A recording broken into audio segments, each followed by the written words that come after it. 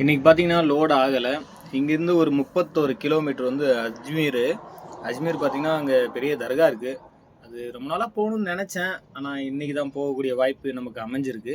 வண்டி பார்த்தீங்கன்னா இங்கே ஆஃபீஸ்கிட்ட நிப்பாட்டிட்டு லாக் பண்ணிக்கிட்டு இங்கேருந்து ஒரு 5 கிலோமீட்டர் போய் பஸ்ஸை பிடிச்சி அங்கேருந்து ஒரு அரை மணி நேரம் ட்ராவலில் அங்கேருந்து ஒரு ஆட்டோ பிடிக்கணுமா கேட்டதுக்கு சொன்னாங்க. சரி நம்மளும் போகல, ஒரு எட்டு போய் பார்த்துட்டு வருவோம் எப்படி இருக்கு என்னன்னு சொல்லிட்டு அப்படின்னு சொல்லி. நல்லா ஒரு ஃபேமஸான தர்கான்னு நினைக்கிறேன் ராஜஸ்தானில்.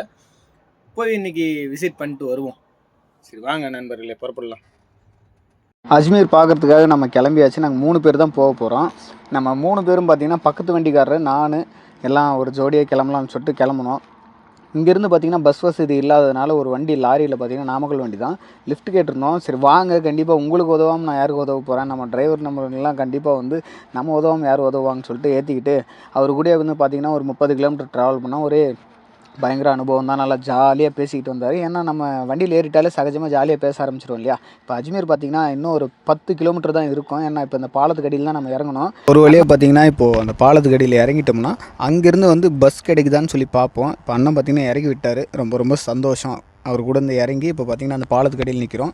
இங்கேருந்து வந்து பஸ்ஸு கிடைக்குதான்னு சொல்லி வெயிட் பண்ணி பார்ப்போம். இப்போ கிடைக்காத பட்சத்தில் ஆட்டோ பிடிச்சிட்டு தான் போகணும். இப்போ பஸ்ஸு பார்த்திங்கன்னா ரொம்ப நேரமாக நின்னோம், பஸ்ஸு வரல. அதனால் வந்து ஆட்டோவிலே போகலான்னு சொல்லி முடிவு எடுத்துட்டோம். இப்போ இங்கிருந்து ஒரு 10 கிலோமீட்டர் உள்ளே போகணும் இல்லையா. அந்த 10 கிலோமீட்டர் பார்த்திங்கன்னா ஆட்டோவில் ஒரு ஆளுக்கு 40 ரூபான்னு சொல்லி சொன்னார். சரி ஓகே, 40 ரூபா கொடுத்துட்றோம், இன்னொரு 10 ரூபா கூட ஜாஸ்தியாக கொடுத்துறோம், கொண்டு போய் எங்கள் நேராக தர்காக்கிட்டே இறக்கிருங்க அப்படின்னா. ஒன்றும் பிரச்சனை இல்லை வாங்க அப்படின்னு சொல்லிட்டு அவர் எல்லாத்தையும் போகிற வழியில் என்னென்ன இருக்குது, சப் ஜெயிலு அது இதுன்னு சொல்லி எல்லாத்தையும் காட்டினார். காட்டிக்கிட்டே அப்படியே எல்லாத்தையும் சொல்லிக்கிட்டே அப்படியே கரெக்டாக பார்த்திங்கன்னா கொண்டு போய் இடத்த சேர்த்திட்டாரு.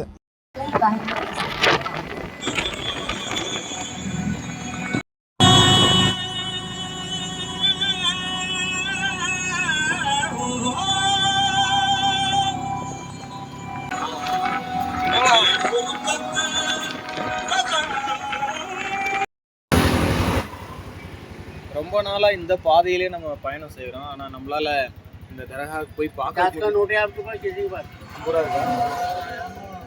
இல்லை உங்களுக்கு நான் நம்ம ஃப்ரெண்டு அப்புறம் பார்த்தீங்கன்னா நம்ம மாப்பிள்ளை 3 பேர் தான் போயிட்டுருக்குறோம். வண்டியை பார்த்தீங்கன்னா இவங்க வண்டி ஆஃபீஸில் நிப்பாட்டியாச்சு, நம்ம வண்டியை நிப்பாட்டியாச்சு. இன்றைக்கி லோடுக்கான வேலை ஒன்றும் கிடையாது. அங்கே போயிட்டு நம்ம பார்த்துட்டு அதுக்கப்புறம் வருவோம். எப்படி இருக்குன்னு சொல்லிட்டு வாங்க, நீங்களும் என் கூட வாங்க, போய் கண்டிப்பாக பார்க்கலாம், எல்லாத்தையும் விசிட் பண்ணலாம். இன்னும் சரியாக பார்த்தீங்கன்னா இன்னும் ஒரு 1 கிலோமீட்டர் இருக்குது, போயிட்டே இருக்கிறோம்.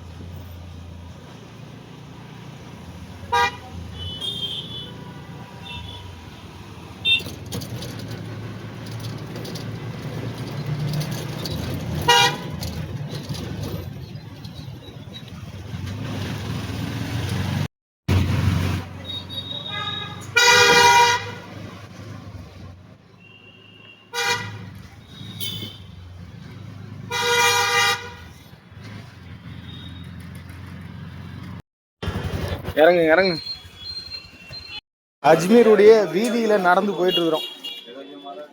இதுதான் ஃபர்ஸ்ட் டைம் நமக்கு இந்த பக்கம் அனுபவம். வீதியில் நடந்து போயிட்டு இருக்கோம்.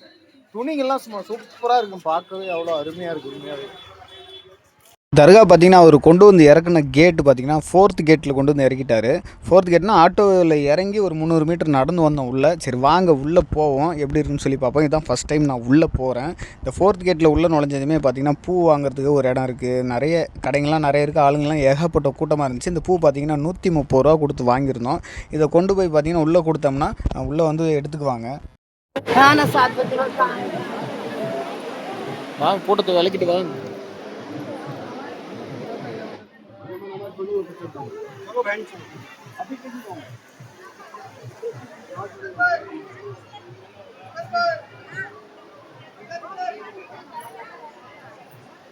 அந்த பூவெல்லாம் வாங்கியிருந்தோம் இல்லையா, இதுதான் உள்ளே வந்து ஃபோன் அலோடு இல்லை, ஃபோன் எடுத்துகிட்டு போக முடியாது. பூவெல்லாம் பார்த்திங்கன்னா உள்ளே கொண்டு போய் கொடுத்துமே அவங்க உள்ளே நல்லா போட்டு விட்டாங்க. சரின்னு சொல்லிட்டு வெளியே வந்ததுமே இந்த பெரிய அடுப்பு ஒன்று இருக்கும், பெரிய குண்டா மாதிரி இருக்குது இல்லையா, இதில் பார்த்திங்கன்னா நிறைய காசு, அரிசி, பணம், இது வந்து உண்டியல் மாதிரி அதில் போட்டாங்கன்னா அது சமைக்கிறதுக்கு இது அரிசி பணம் எல்லாமே அதில் தான் போடுவாங்க. அதெல்லாம் நாங்கள் பார்த்துட்டு எங்களால் முடிஞ்சது அதையும் பண்ணிவிட்டு வெளியே வந்து பார்த்தா நல்லா அழகான வியூ. இந்த மலைப்பகுதியில் மேலே வந்து போகலாம் தான் நினச்சோம். ஆனால் நாங்கள் வந்த நேரம் வந்து அதிகமாக இருந்ததுனால, குறைவாக இருந்ததுனால மேலே போக முடியல. சரின்னு சொல்லிட்டு அதெல்லாம் ரசித்து பார்த்துட்டு இப்போ ஃபஸ்ட்டு கேட்டுக்கு போய் பார்க்கலாம், அது எப்படி அழகாக இருக்குதுன்னு சொல்லி வந்தோம். ஃபஸ்ட்டு கேட்டு பார்த்தீங்களா எவ்வளோ அபாரமாக இருக்குதுன்னு. இதுதான் என்ட்ரன்ஸ், மெயின் கேட்டு.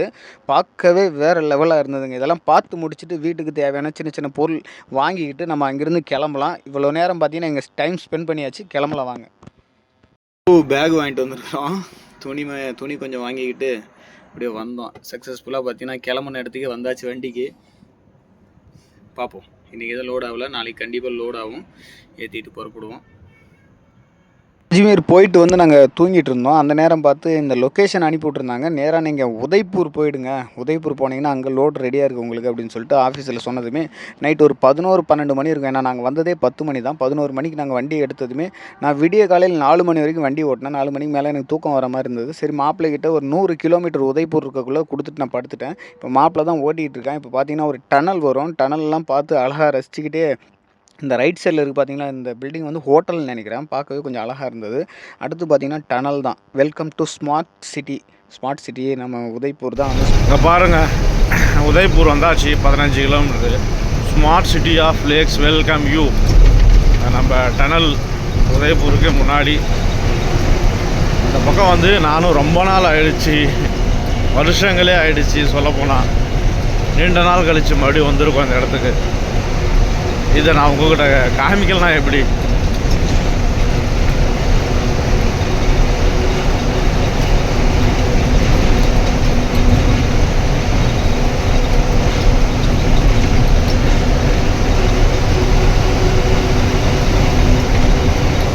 அப்படியே வெளியே டனலுக்கு வெளியே போனோடனே அந்த வியூவை பாருங்கள் எவ்வளோ அழகாக இருக்குன்னு.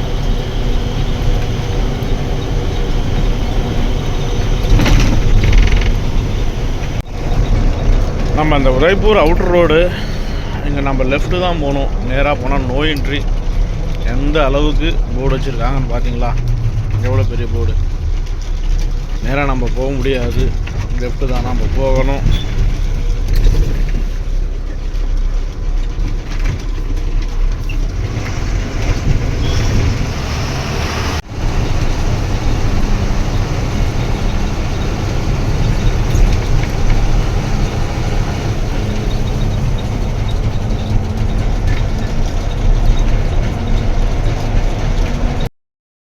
இது பவுட்ரு லோடு ஏற்றுறதுக்காக வந்திருக்கோம். எங்கே இருந்துன்னா ஜெய்ப்பூர்லேருந்து எம்டி வந்து உதய்பூரில் இருக்கும். இப்போ உதய்பூரில் வந்து லோடு ஏற்றுறதுக்கு இன்னும் கம்பெனி வந்து அந்த சைடு இருக்குது.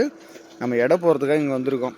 எடை போட்டுக்கிட்டு நேராக கம்பெனியில் போய் ஏற்றுவோம். அந்த ஒயிட் கலர் பவுட்ரு வருது இல்லையா, அந்த பவுட்ரு தான் கர்நாடகாவுக்கு ஏற்ற போகிறோம். கர்நாடகா எங்கன்னா தும்கூர்னு சொன்னாங்க. தும்கூர் இல்லைன்னா நிலமங்கலான்னு நினைக்கிறேன். எனக்கும் சரியாக தெரியல. நான் ஏன்னா நைட்டு ஒரு 4 மணி வரைக்கும் ஓட்டினா, அதுக்கு மேலே தூங்கிட்டேன். பார்க்கலாம் பில்லு வந்துச்சுன்னா எந்த ஊருக்கு என்னன்னு சொல்லிட்டு பார்ப்போம். லோடு ஏற்றக்கூடிய கம்பெனியில் தான் பார்த்தீங்கன்னா கொண்டு வந்து பார்க் பண்ணி நிப்பாட்டியிருக்கோம். நம்ம காலையிலே பார்த்தீங்கன்னா 6 மணிக்கெலாம் வந்துட்டோம். 6 மணிக்கு வந்து எடை போகிறதுக்காக ஒரு கம்பெனிக்கு போயிருந்தேங்க. கம்பெனின்னா ஒரு எடை மிஷினுக்கு போயிருந்தேன். அந்த இடத்துல வந்து ஒரு கரண்ட்டு மரம் சாஞ்சிட்ருக்கு. அது நாங்கள் கவனிக்கவே இல்லை. ஏன்னா அந்த கம்பி மட்டும் தான் இருந்துச்சு. அந்த மரம் வந்து லெஃப்ட் சைடு ஒரு ஓரமாக விழுந்துட்டு இருந்துச்சு. அது வந்து பார்த்திங்கன்னா வெளியில் அந்த பக்கம். அது எடை போட்டுட்டு வரலான்னு சொல்லி போனதுக்கு நமக்கு இந்த மாதிரி ஒரு கம்பம் சாஞ்சி போச்சுன்னு சொல்லிட்டு எடை போட முடியாதுட்டாங்க. திருப்பி ஒரு 5 கிலோமீட்டர் போய் திரும்பி இன்னொரு வேறு ஒரு எடை மிஷினுக்கு போயிட்டு எடை போட்டு வந்து வண்டி நிப்பாட்டியிருக்கோம். எவ்வளோ நேரத்துக்கு ஏற்றுவாங்கன்னு சொல்லி தெரியாது. ஏன் சைடு ஆங்கிள் இறக்கி விட்டுருக்கேன்னா, சைடு ஆங்கிளுக்கு மேலே வராது. எப்படியும் ஒரு 2 மூட்டை வரும். 2 மூட்டை ஒன்றும் சரியறதுக்கு வாய்ப்பு இல்லை. ஏன்னா 50 கிலோ மூட்டை தான் நம்ம ஏற்ற போகிறோம். அது என்ன கல் மாவு போடுறதாங்க, அது என்ன சுண்ணாம்பு தான் நினைக்கிறேன். அதுதான் லோடு. சரி நண்பர்களே, எப்படியும் ஒரு மதியத்து பக்கமாக ஏற்றிடுவாங்க. ஏற்றிட்டாங்கன்னா கர்நாடகாவுக்கு தான் நம்மளுடைய பயணம். வாங்க பயணிக்கலாம். என்ன போயிருக்கு, வாங்க பயணிக்கலாம்.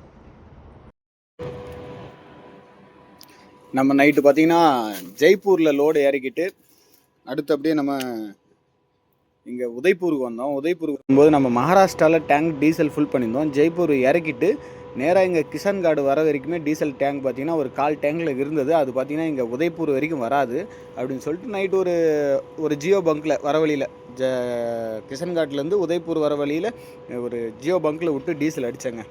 டீசல் என்னடான்னா அதே 50 லிட்டர் தான், அதே ராமாயணம் தான்.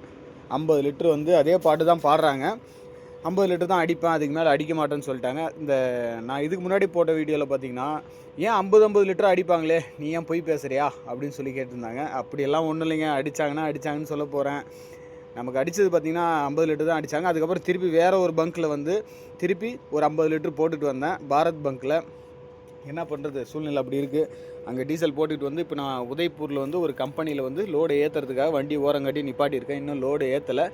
இந்த ஆங்கில் ஏற்றக்கூடிய வேலை ஒன்றும் இல்லை, இன்னும் பார்க்கலாம். இன்னும் ரொம்ப நேரம் ஆகும்னு சொல்லியிருக்காங்க. இன்னும் 2-3 மணி நேரமும் அது ஆகும் அப்படின்ட்டுருக்காங்க. இந்த டயர் வந்து பார்த்திங்கன்னா அலைன்மெண்ட் பார்த்ததுக்கப்புறம் இந்த பக்கம் தேயிலை, இந்த பக்கம் மட்டும் தான் தேஞ்சிட்டு வருது அலைன்மெண்ட் பார்த்ததுக்கப்புறம். இது பாருங்களா, கொஞ்சம் வித்தியாசமாகிடுச்சு.